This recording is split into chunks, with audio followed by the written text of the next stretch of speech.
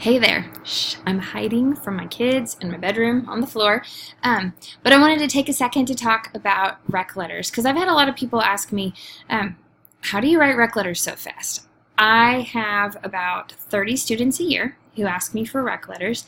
And as you know, rec letters are not something that we are paid for. It's not something that we are given time for in school. We have to do it on our own time.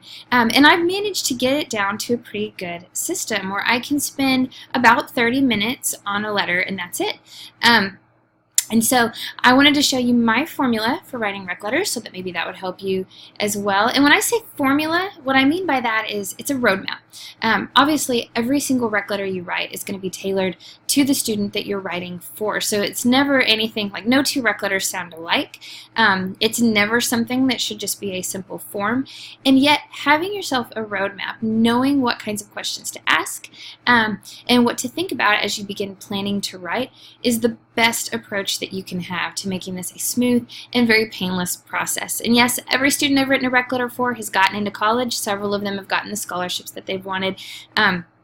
So far, this plan seems to be working.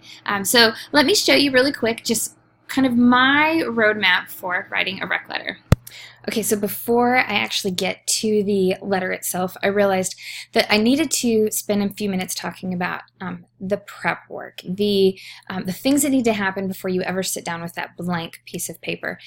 Hopefully your school has a procedure. If not, start talking to your school guidance counselor about getting one. That's something that we really revamped at my school this year. What process do the students need to go through if they're going to ask you for a rec letter? So for instance, we have some rules that the student has to come to us personally, and they have to ask for a rec letter, and we always teach them, say, can you write me a good rec letter? So we have that rule. They have to submit it through the appropriate software. We use something called Naviance. So they have to submit it through that software. They also have to submit something, it's called a senior brag sheet. That's something new that we added this year. And we actually require all of our students in the junior class as they're entering their senior year to complete this brag sheet. On this brag sheet are things like, what is it that you want your teachers to focus on? Like, what skills set you apart from all the other candidates? What are you most proud of? What's your major going to be? Like basic things like that. And so we had them submit those. We had them submit a resume, and they gave that all to our school guidance counselor. She has scanned it and made that available to all teachers, which is fabulous. So now, whenever I start to write a rec letter for students, which I'm about to start doing, I can just go to that central location, pull up whichever student's resume and brag sheet that I want to, and kind of refresh my memory. However, if you don't have that kind of system in place, you definitely want to get a resume from the student. I would also ask them the following questions. I would ask them, okay, so what is your major going to be? Like, what are you thinking of going in for? What is this rec letter going to? If there's a specific school or a specific scholarship, it's important for you to know that. I would also ask them, what do you specifically remember from my class that you are so proud of? It's funny, I make a point to email the parents of every single student that I teach throughout the year some kind of praise about them. And so a lot of times I can go back in my email, but I don't always save those. And so after you teach 107 kids like I did last year, I know I like a certain kid, but sometimes the most memorable thing about them is not what I can write a rec letter about. Like, oh yeah, I remember that time that you took off your shoes in class. That was so funny. No, you have to have something specific, some assignment, some project, some test that they really blew out of the water. And so asking them oftentimes will help me jog my memory. And I always tell them, I'm not bound to writing about that. But usually what I was most proud of is what they were most proud of. And so if they say, oh yeah, it was that one essay that I wrote on my second midterm, I'm like, oh yeah, I remember. I praised you like everything for that, so for the growth that you had. And so that's really important. Asking them how they grew in your class is also huge. I feel like that's my favorite kind of rec letter to write, is how much students grew. I've written some rec letters for valedictorians that were the most boring letters in the world. I couldn't think of a thing to say because they just got everything right all year long. But the student who starts out struggling and who perseveres through the struggles, those are the ones that get me excited. And so I love asking them, how do you think that you grew? How did you really grow and change in my class? And I'll even ask them, why me? Why am I the teacher you're picking? A lot of times they'll pick me because I'm the dual credit teacher and I was their hardest class, or sometimes they're going into humanities, or sometimes it's just the credentials. They want my credentials on there. But other times it has to do with this relationship that we have. And they say, well, I think that you really saw me as a student and you saw that and when they finish that sentence, that's when I know what exactly they're looking for. So that helps me just kind of go in the right direction. So all of those things are good to start out with, having some kind of sense of their academic record in terms of their resume. Like, that helps you, just spurs your mind on the extracurriculars. Do I talk about everything on the resume? No. If I don't really have any interest, or if I don't know about that part of their life, I usually don't talk about it. But a lot of times it will help just spur me along, so that when I'm sitting down to write, I'm not trying to remember exactly what made that kid stand out to me on any particular day. Okay, and now I'm going to pull up my word processing software, and I'm going to show you a basic outline. This is my map of how I would write a letter, and then when I'm finished showing you this, I'm actually going to show you a completed letter for a fake student, just so you get a general idea of what the finished product would look like. So when I write a letter, the very first paragraph needs to answer the following things. Number one, who are you recommending? You need their first and last name. And if it's a kid that uses a funny nickname, like I've had kids, Tito, and his name was not Tito, ask them what name are they putting on all of their applications, so that you can make sure that that matches. But who are you recommending? For what are you recommending them? A lot of times, for me, it's just a generic rec letter, and so I say admissions and scholarships. That way it leaves it open to whatever they submit it for. Things have changed so much since I went to college. Now they can upload it to a central database and then check boxes for where they want this letter to go, so I keep it vague. However, sometimes there is a very specific scholarship, usually something local, that I can put in there. Why are you recommending them? Now that right there is key. Before I do anything, I stop and I sit down and I think, okay, what 2 to 3 words would I use to describe this kid? Maybe it's they're a leader. Maybe it's their character. Maybe it's their persistence in the face of challenges. Maybe it's their dedication to excellence. Maybe it's, and I sit there and I think, what adjectives would I use? That right there is what makes it basically provides the tone for the entire letter. It helps me figure out what examples I'm going to use. It helps me figure out where I'm going to go. And it's what really makes this letter personal to that student. So always, before you even sit down, in fact, maybe even if you're talking to that student, write down as they're asking you, what are the words? If you say yes, which, by the way, we don't have to say yes to requests for rec letters, but if I'm going to say yes to a student, I need to be able to answer that question. What 2 to 3 keywords define that student? And then, how much are you recommending them? I would encourage you never to write an I do not recommend letter. Just don't do that. I've had to tell students no before. I'm not afraid to tell them no, that I cannot recommend them. And sometimes it's a student I love dearly, but for whatever reason, they just didn't perform academically in my class. Like maybe they were failing my class, and there wasn't a great extenuating circumstance, for a reason behind that.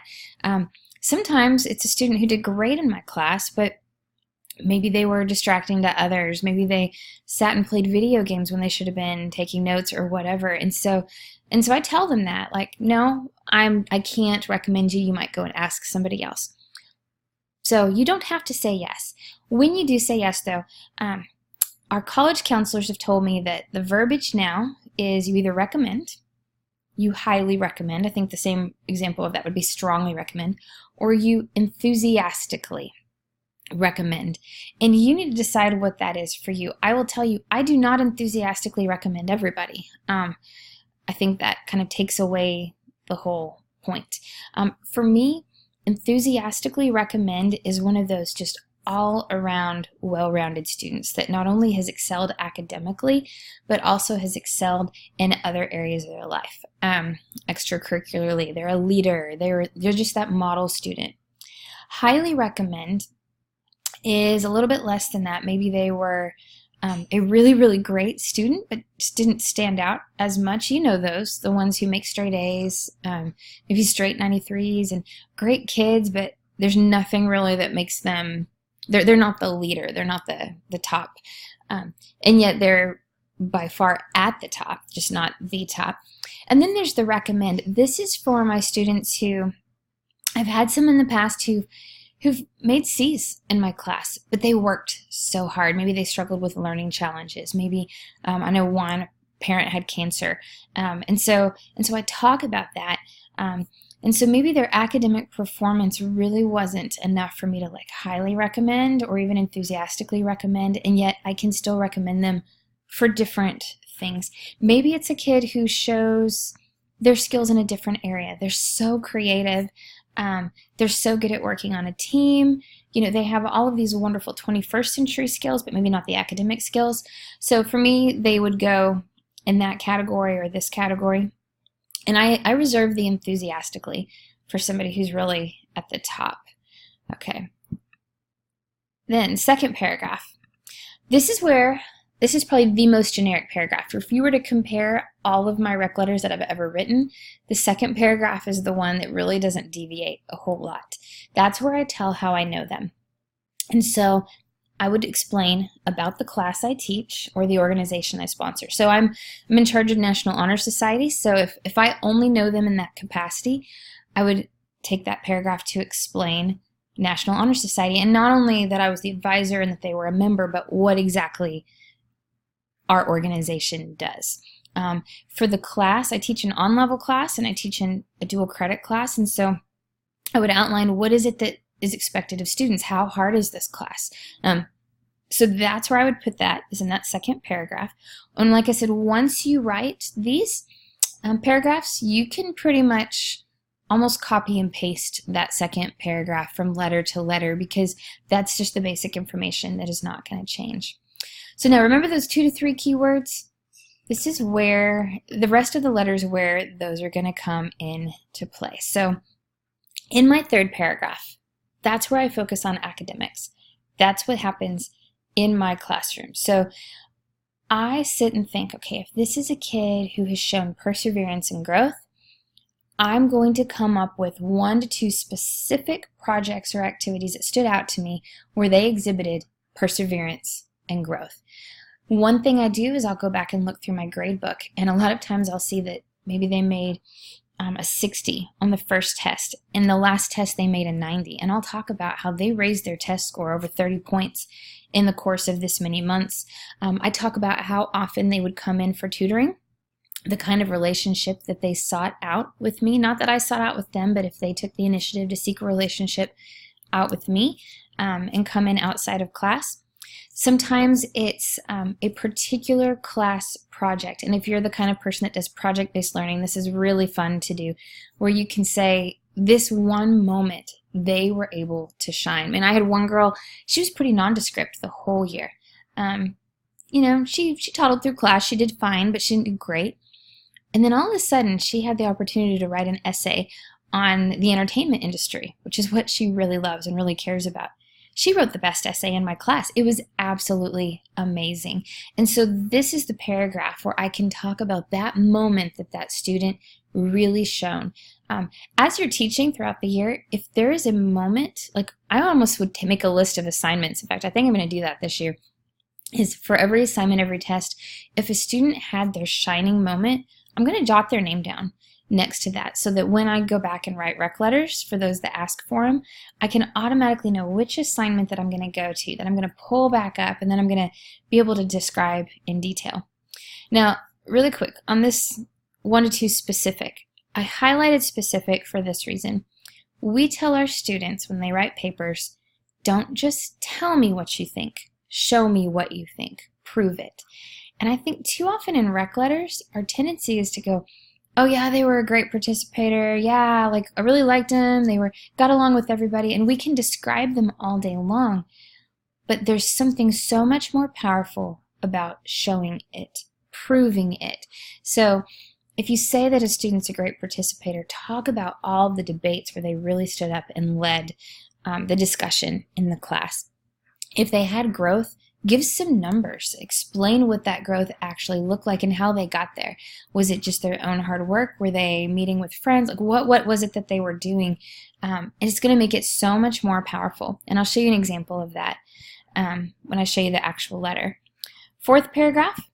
This is where I pull up their resume and I remind myself of their extracurriculars. I teach at a small school, so I know I go to all the football games, and so I know the kid in my class who's also the captain of the football team, and I actually go run around the track after school, and so I see him exercising on the track, and I can observe his leadership. When I go to our service events at school, he might be there, and so this is that moment where I can really focus on, I can talk about the extracurriculars, but what I really focus on is this right here, those 21st century skills, their leadership, their teamwork, their generosity, their service to others. This is the paragraph where I've had kids who were part of the National Honor Society, like I said, and some of them were just members, but I had one kid who was going behind the scenes, not even as an officer, but just going behind the scenes and organizing service projects for other students so that they could all get their hours done. That is an incredible servant leadership that no other student showed. We have a service organization on campus that I would volunteer with just as a teacher chaperone, and I would watch students interacting with special needs adults. And I was able to describe very poignantly some of these examples of students going out of their way in the way they treated other people to treat them with dignity and respect. This is where I also talk about multicultural stuff. I've had students who were exchange students from China, from Korea, and I was able to talk about that in this paragraph and those skills with not a skill in diversity or multiculturalism, but just the ability to relate to other people. So this is where, if you Google 21st century skills, you'll find a whole list, but this is where I focus on that collaboration, leadership. So not just what they do, but what kind of skills are they going to bring to their college, university, their workplace because of the extracurriculars that they have done. For some students, I also write a fifth paragraph. These are those students that maybe I have a strong relationship, that I got really, really close to, or that I observed something uniquely special, or that had some kind of extenuating circumstance. Like if you look at the transcript and it's like, okay, he barely passed her class, but she's recommending him highly. Why would that be? That's where I focus on it. So whether it's their own personal struggle, whether it's their own personal achievement, something about them that really stuck out to me. I had one student that never told me he had a learning challenge. I could just tell he did. And I talked about that there, but more than that, I talked about his overall character, that what I would witness behind the scenes impressed me way more than any of his academics or extracurriculars ever did. And I needed a place to talk about that and to really highlight that. And so that's what I do in that fifth paragraph. And then finally, sixth paragraph, wrap it all up. You recap the first. In other words, you go back and you explain who you're recommending them, or who you're recommending, why, those keywords, what are you recommending them for, and how much. So, without further ado, let me pull up a rec letter that I wrote for a fake student, and we'll just read this together. So you just kind of get a basic idea. Up here you would put your school address, school phone, the date. I often leave this over here blank for letterhead purposes if I'm printing it, or I have a digital school logo that the guidance counselor gave me that I can attach. I do not do to whom it may concern. I think those days are over. I just jump right in. So first paragraph, after having previously taught, and then I put my credentials here. So after having previously taught 5 years at a high school and university level, something like that, I enthusiastically recommend Stacy Jones for admissions and scholarships. So right here I've already knocked out 3 things. who is the Stacy Jones. I am enthusiastically recommending her, and it's for admissions and scholarships. So this she could send to any school program. Stacy is a joy to have in the classroom. She is a young woman of incredible character and diligence. She has shown strong leadership and an ability to balance academics with outside activities. She has also shown resilience in her ability to overcome personal challenges. For these reasons, she would be a successful addition to any program of higher learning. So you could see this was an outstanding student, this fake student of mine, that had a lot of keywords for me. So some of those keywords, do this: character, diligence, we have a leadership, we have balance. I talk about balance a lot. There's so many students who lack balance, and resilience. Those were the keywords that I had come up with, and so I threw them all in there. Some students have, most of my students have a little bit less than that, but you get the idea. So this is the paragraph that is my basic. I've had the privilege of teaching Stacy during her junior year when she was a student in my dual credit U.S. History course. In this course, students are held to college-level reading and writing standards, having to analyze hundreds of pages of primary source readings and conduct independent research papers using primary source databases. This course requires students to develop advanced time management and study skills to keep up with the demanding pace and rigor of the curriculum. So once again, that paragraph is going to be pretty much the same for any student who took that course. Now here's my academic paragraph. This is where I really have fun and really get specific. Stacy loves to learn, and it shows. She came to class every day with a smile, and her enthusiasm was contagious. I could always count on her to be prepared, and her joyful participation in all classroom activities motivated those around her. She's an avid participator in class discussions and a strong debater, yet she's also eager to hear what others have to contribute. I can count on her to keep her group members focused on the task at hand and to contribute college-level analysis. Now, it was specific and yet not as specific as what I'm about to get to. So this is all good stuff. She's a participator, she's a good team player, you get that. But now here's where I get really into the nitty-gritty. As we studied history, she really sought to analyze historical figures fairly and connect lessons from their life to our world today. I specifically invited Stacy to a special lunch with school leadership after our unit on the civil rights movement to discuss the issue of racism on our campus. She rose as a leader in the discussion, asking gripping questions and proposing solutions that impressed school administration as well as myself. She is also extremely creative and skilled with audio-visual technology, using those skills to grapple with similar topics within the classroom. Her documentary on the rise of the KKK and the Civil Rights Vietnam War era were some of the best I have ever seen created by a high school student, and that should be documentaries. There we go. Her interest in learning as well as her willingness to grapple with tough issues make her the type of student that I love to teach. So you see, you get the idea that, okay, this girl is creative, she's a good participator, she's a mature thinker, but then you also have those moments, those specific moments where I can actually point to something and say, there, that moment was her moment to shine in my class. Okay, now for the extracurricular 21st century skills. Stacy balances her studies with many extracurricular activities and community involvement.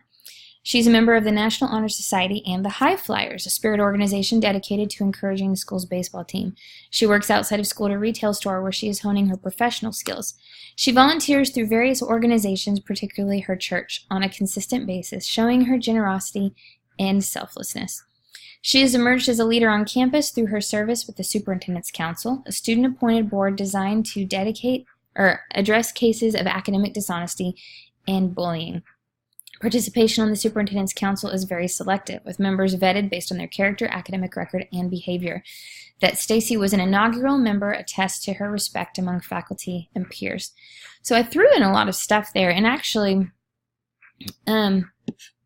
what I might do here is, this might be a spot where I would talk about her balance, maybe here or here.